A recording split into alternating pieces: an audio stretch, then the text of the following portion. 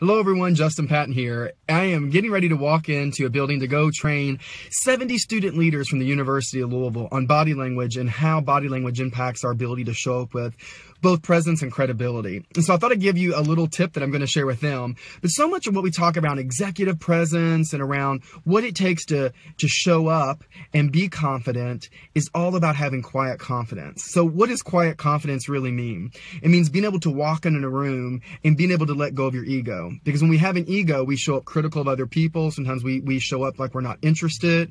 We show up trying to sometimes be the life of the party, the only one that is trying to get their voice heard in the room.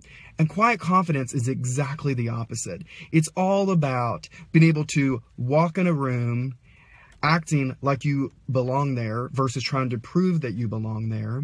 It's about being able to frame a message and being able to keep it brief and brilliant. And that means sometimes being able to sit in the discomfort in the room when stuff's going on to give people time to talk through their ideas.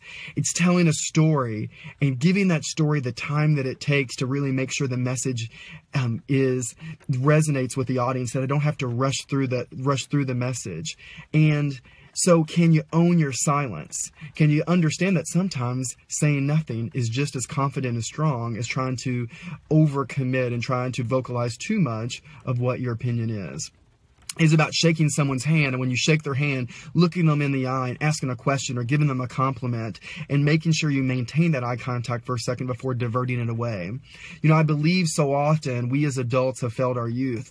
I believe that they go to school and they go to college and they learn all this great knowledge for their subject area, but so many of the reasons why people get pushed out of jobs or get fired or they leave is usually personality conflicts when it deals with communication.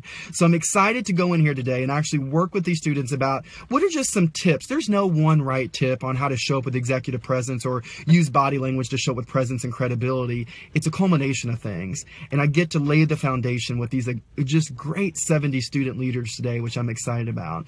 Because I believe we all have presence, but just because we have presence does not mean we have credibility. And so it takes a conscious, concerted effort to really think about how we show up and use some of the skills that I'm going to show them to actually show up that way and have the credibility that you want in your career so that you can move up faster and connect with people at a much deeper level.